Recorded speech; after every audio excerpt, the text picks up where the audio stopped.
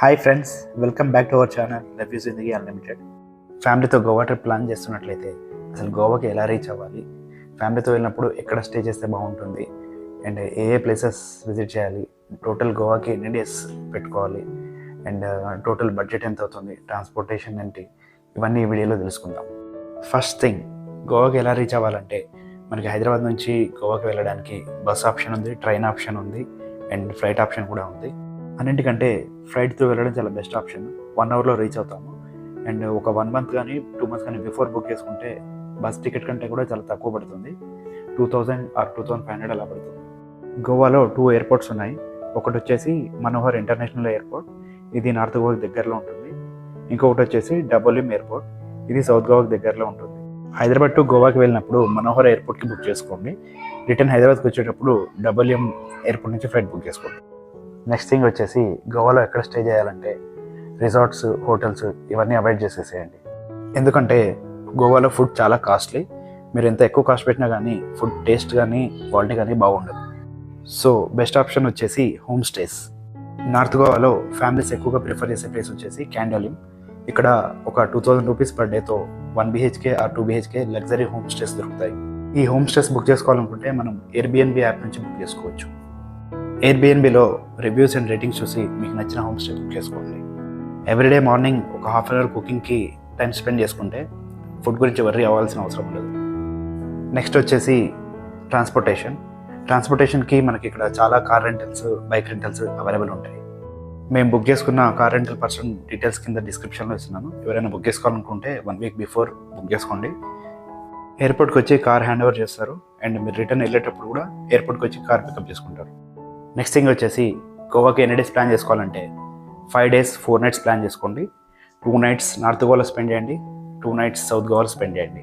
ఇంకో important thing ఏంటంటే Goa visit చేయడానికి బెస్ట్ టైం వచ్చేసి October to February. December and January months వచ్చేసి గోవాలో చాలా పీక్ సీజన్. ఈ టైంలో car rental charges and home stay charges చాలా హై ఉంటాయి. డే 1 మార్నింగ్ 9 o'clock వరకు గోవా రీచ్ అయ్యేలా ప్లాన్ చేసుకోండి. కోస్టల్ ఏరియా కాబట్టి హ్యూమిడిటీ ఎక్కువగా ఉంటుంది, ఎండలు కూడా ఎక్కువగా ఉంటాయి. నా సజెషన్ ఏంటంటే సైట్ సీయింగ్కి మార్నింగ్ 9 to ఆఫ్టర్నూన్ 1 o'clock వరకు, తర్వాత ఈవినింగ్ 4 to నైట్ 9 o'clock వరకు ప్లాన్ చేసుకోండి. ఆఫ్టర్నూన్ 1 to 4 వరకు ఏ ప్లేసెస్ విజిట్ చేయకండి. హ్యూమిడిటీ ఎక్కువ ఉండడం వల్ల ఏ ప్లేస్ మీరు ఎక్కువ ఎంజాయ్ చేయలేరు. ఆఫ్టర్నూన్ టైం లంచ్ చేసేసి 4 వరకు రెస్ట్ తీసుకోండి. Happy. Please like and subscribe our channel.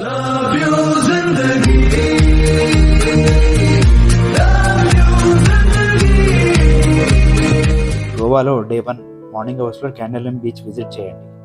ఈ బీచ్ చూడడానికి చాలా ఎక్సలెంట్గా ఉంటుంది.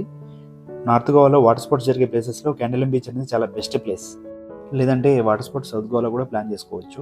ఒక విషయం ఏంటంటే వాటర్ స్పోర్ట్స్ ట్రై చేసేటప్పుడు గ్రూప్ ప్యాకేజ్ మాత్రం తీసుకోకండి. అందులో టైం వేస్ట్ తప్ప ఏముండదు. ఎక్కువ టైం కూడా ఇవ్వరు మనకి వాటర్ స్పోర్ట్స్ ఎంజాయ్ చేయడానికి. క్యాండోలిమ్ బీచ్లో చాలా హై టైడ్స్ వస్తుంటాయి. ఇక్కడ బీచ్ బెడ్స్లో రిలాక్స్ అవుతూ బీచ్ ఎంజాయ్ చేయండి. పర్ అవర్ 100 కానీ 200 రూపీస్ కానీ ఛార్జ్ చేస్తారు డిమాండ్ని బట్టి. నెక్స్ట్ ప్లేస్ వచ్చేసి రైస్ మార్గోస్ ఫోర్ట్ విజిట్ చేయండి. క్యాండోలిమ్ బీచ్ నుంచి ఇక్కడికి 15 minutesలో రీచ్ అవ్వచ్చు. రైస్ మార్గోస్ ఫోర్ట్కి వెళ్ళే రూట్ అయితే గ్రీనరీగా చాలా బ్యూటిఫుల్గా ఉంటుంది. Per head 50 rupees entry fee ఉంటుంది. ఒకవేళ మనం కెమెరా కానీ గోప్రో కానీ క్యారీ చేస్తే 250 రూపీస్ ఎక్స్ట్రా పే చేయాల్సి ఉంటుంది.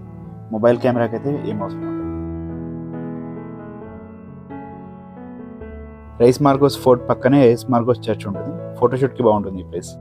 ఆఫ్టర్నూన్ లంచ్ చేసేసి 4 వరకు రెస్ట్ తీసుకోండి. ఈవినింగ్ 4 తర్వాత లోయరా కూడా ఫోర్ట్ విజిట్ చేయండి. చుట్టూ బీచ్ వ్యూ అండ్ కోకోనట్ ట్రీస్తో ఈవినింగ్ టైమ్స్ చాలా బాగుంటుంది ఈ ప్లేస్. ఇక్కడ మనకు కనిపించేది సింపేరియం బీచ్. ఈ ఫోర్ట్ నుంచి మనకి బీచ్ యాక్సెస్ ఉంటుంది. బీచ్ నుంచి వచ్చే చల్లగాలి ఎక్స్పీరియన్స్ చేస్తూ ఈవినింగ్ 6 వరకు ఇక్కడ టైం స్పెండ్ చేయండి.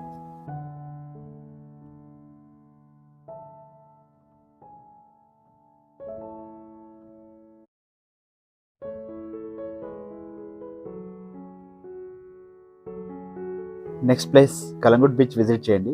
ఈవినింగ్ 6 తర్వాత కలంగుట్ బీచ్ నైట్ లైఫ్ చాలా బాగుంటుంది.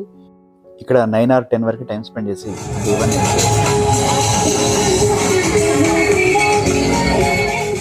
డే 2 ఎర్లీ మార్నింగ్ 6:30కి పరా రోడ్ విజిట్ చేయండి.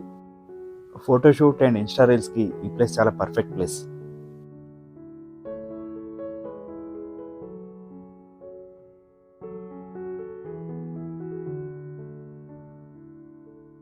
తర్వాత బ్రేక్ఫాస్ట్ కంప్లీట్ చేసుకొని 9 o'clockకి అరంబోల్ బీచ్కి బయలుదేరండి. ఈ ప్లేస్ వచ్చేసి ఎక్స్ట్రీమ్ నార్త్లో ఉంటుంది. మనం ఉండే ప్లేస్ నుంచి ఒక 1 hour టైం పడుతుంది. ఈ బీచ్ చూడగానే మనకి ఫారెన్కి వచ్చిన ఫీలింగ్ అనిపిస్తుంది. ఎందుకంటే ఇక్కడ అందరూ ఫారినర్సే ఉంటారు. మన వాళ్ళు చాలా తక్కువ మంది కనిపిస్తారు. గోవాలో స్ట్రీట్ షాపింగ్ చేయాలనుకుంటే అరంబోల్ ఫ్లీ మార్కెట్ అనేది చాలా బెస్ట్ ప్లేస్. ఇక్కడ 1 kilometer పొడవున ఫ్లీ మార్కెటే ఉంటుంది. మోర్ దెన్ 100+ షాప్స్ ఉంటాయి. డ్రెస్ మెటీరియల్ కానీ, గిఫ్ట్ ఆర్టికల్స్ కానీ, హోమ్ డెకర్స్కి సంబంధించి చాలా బెస్ట్ కలెక్షన్ ఉంటుంది. ఇక్కడ షాపింగ్ చేయడం మాత్రం మర్చిపోకండి. వాళ్ళు చాలా ఎక్కువ రేట్ చెప్తారు, బట్ మీరు మాత్రం 50% బార్గెన్ చేసి మాత్రమే కొనుక్కోండి. ఈ ఫ్లీ మార్కెట్ దాటిన తర్వాతకి అరంబోల్ స్వీట్ వాటర్ లేక్ వస్తుంది. ఈ ప్లేస్ అయితే చాలా బ్యూటిఫుల్గా ఉంటుంది. ఖచ్చితంగా విజిట్ చేయండి.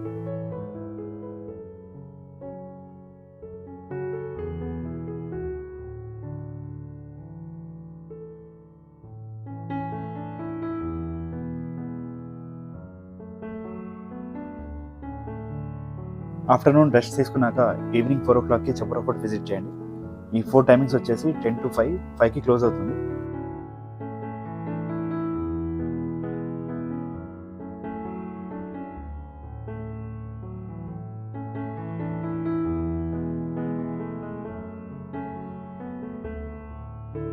ఈవినింగ్ 6 తర్వాత ద మోస్ట్ పాపులర్ ప్లేస్ బాగా బీచ్కి వెళ్ళండి. ఇక్కడ బాగా బీచ్ నైట్ లైఫ్ చాలా బాగుంది.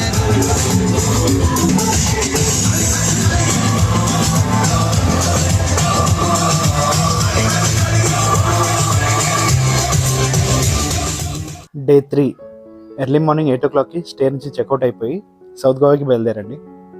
North Goa to south Goa journey వచ్చేసి 2 hours టైం పడుతుంది. సౌత్ గోవా రోడ్స్ అన్నీ కోకోనట్ ట్రీస్తో చాలా బ్యూటిఫుల్గా ఉంటాయి. ఈ జర్నీ మీరు చాలా బాగా ఎంజాయ్ చేస్తారు. సౌత్ గోవాలో ఎంటర్ అవ్వగానే మనకు ఫస్ట్ టచ్ అయ్యేది కోల్బా బీచ్. సౌత్ గోవాలో ఆల్మోస్ట్ అన్ని బీచెస్ వైట్ శాండ్తో చాలా నీట్ అండ్ క్లీన్గా ఉంటాయి. ఫ్యామిలీస్తో వచ్చే వాళ్ళకి సౌత్ గోవా అనేది ఒక బెస్ట్ డెస్టినేషన్. ఎంటైర్ గోవాలో మీరు వాటర్ స్పోర్ట్స్ ట్రై చేయాలన్నా కానీ, లేదంటే ఫ్యామిలీతో ఫోటోషూట్ ట్రై చేయాలన్నా కానీ, కోల్బా బీచ్ అనేది ఒక best place. Water sports try చేసేటప్పుడు గ్రూప్ ప్యాకేజ్ తీసుకోకండి, ఇండివిజువల్గా ట్రై చేయండి.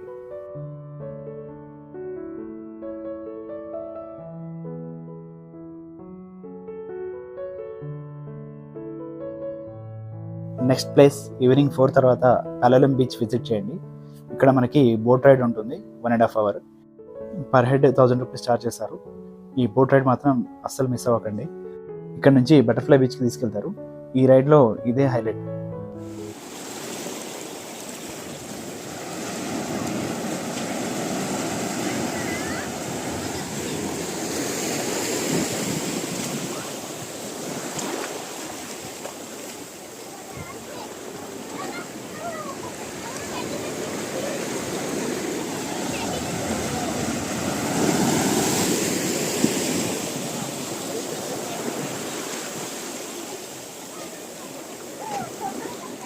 డే 4 మార్నింగ్ 8 o'clockకి కోలా బీచ్ విజిట్ చేయండి. ద ఫేమస్ కాయాకింగ్ రైడ్కి ఈ beach best place. Per head 400 rupees charge చేశారు డిమాండ్ని బట్టి.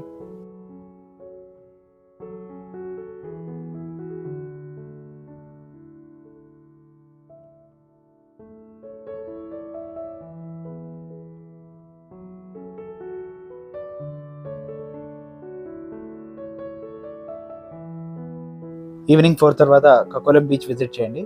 ఈ బీచ్ చాలా బాగుంటుంది. చూడడానికి ఒక ప్రైవేట్ బీచ్ లాగా అనిపిస్తుంది. ఈ బీచ్ స్పెషాలిటీ ఏంటంటే ఈ బీచ్ లోపల మనకి వాటర్ ఫాల్స్ కూడా కనిపిస్తాయి.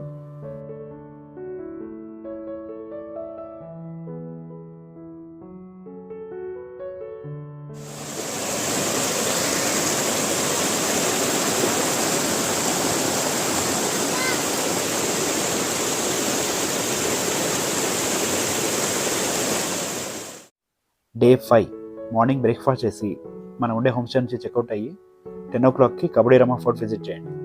ఈ ఫోర్ట్ టైమింగ్స్ వచ్చేసి మార్నింగ్ 10 to ఈవినింగ్ 5. ఈ ఫోర్ట్ ఎండింగ్లో పెబ్బుల్ బీచ్ ఉంటుంది. మస్ట్ విజిట్ ప్లేస్, చాలా బ్యూటిఫుల్గా ఉంటుంది. ఇన్స్టా రీల్స్ అండ్ ఫోటోషూట్కి ఒక మంచి ఫోటోజెనిక్ ప్లేస్ ఇది. ఇక్కడ ఒక 3 hours టైం స్పెండ్ చేయండి.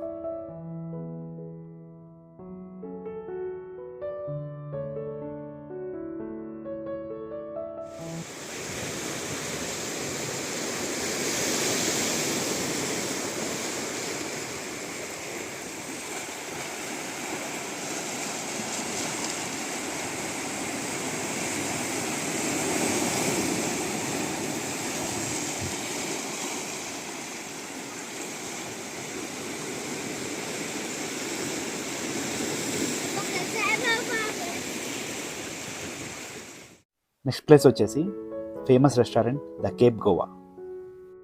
ఫోటోషూట్ అండ్ ఇన్స్టా రీల్స్కి చాలా మంచి ఫోటోజెనిక్ ప్లేస్ ఇది. బట్ ఫుడ్ మాత్రం ట్రై చేయకండి, ఇక్కడ చాలా కాస్ట్లీ. ఫుడ్ టేస్ట్ మాత్రం చాలా బాగుంటుంది, బట్ ప్రైస్కి తగ్గట్టుగా క్వాంటిటీ ఉండదు. సో ఈ రెస్టారెంట్ అవాయిడ్ చేయండి వీలైతే. And photos and Insta reels తీసుకోవడం కోసం జస్ట్ ఒకసారి అయితే విజిట్ చేయండి.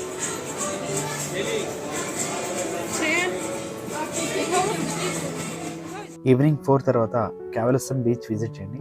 ఈ ప్లేస్ చాలా బ్యూటిఫుల్గా ఉంటుంది. అండ్ ఇక్కడ ఒక 3 అవర్స్ టైం స్పెండ్ చేసి ఇక్కడితో మీ ట్రిప్ ఎండ్ చేసేసేయండి.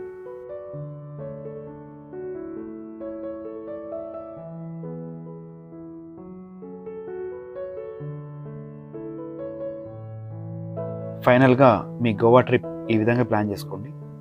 ఒకవేళ మీకు ఇంకొక 1 డే ఎక్స్ట్రా టైం ఉంటే దూసాగర్ వాటర్ ఫాల్స్ కూడా విజిట్ చేయండి.